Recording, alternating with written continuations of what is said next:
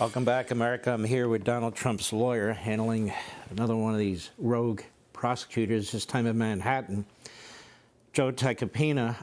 Non-disclosure agreements, I mean, people coming and going, severance payments, probably 10,000 of them signed every day. I suspect that the DA's office has non-disclosure agreements. People can't discuss certain things. U.S. Attorney's Office. These are rather common business practices, are they not? They sure are. And especially in my world, as a lawyer, when you're resolving cases, look, I've represented many beyond wealthy individuals who have resolved cases for what they call nuisance value to make an embarrassing problem go away. And the problem isn't always a real problem. It's the threat of an allegation. That's enough. I mean, you know, I've known some individuals who settled cases from someone they don't even know who the heck that person was because they were going to make a claim against them. And they had met them at an event, a gala or something, and they took a picture with them. And, you know, sure enough, that turns into an allegation. And somebody's saying, well, I'll pay $100,000 to quash that now. It's ridiculous. I shouldn't have to. I'm outraged. But on the other hand, you know, you're going to spend more than that in legal fees. You're going to have the public embarrassment, the family embarrassment, something that's not true.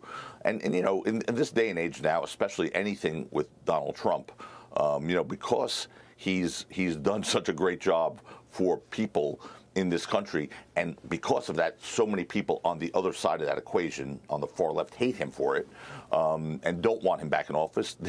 They're using this ridiculous allegation as a weapon, and there's no crime. He didn't even do anything wrong, let alone commit a crime. That's the part that really is baffling to me, Mark. I don't see how they get around this on a legal basis or on a factual basis. But what they're booking on, I'll be honest with you, they're booking on and hoping a New York jury would never acquit Donald Trump. That's what they're counting on. And that is really scary, and also really something that a prosecutor should never do. If they believe there was a crime, if they believe there's real justice behind an allegation, then pursue it. But this is not one of those. This is something so ridiculous that no prosecutor would touch. Look, the United States Attorney's Office in the Southern District of New York, the federal prosecutors in this city, which is really the holy grail of prosecutors' office in this country, looked at this when they prosecuted Michael Cohen, and they didn't pursue Donald Trump. They could have. They didn't pursue him on this because they know this is not a case. It would never survive a legal challenge.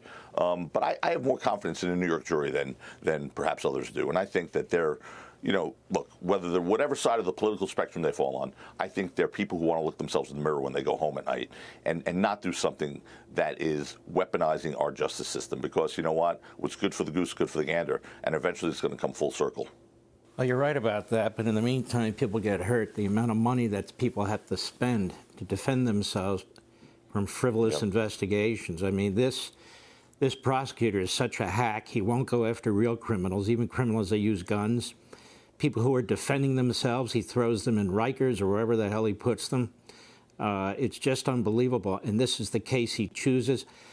I'm glad you're there, Joe, and we'll continue to monitor this. Joe Tacopina, President Trump's lawyer in Manhattan.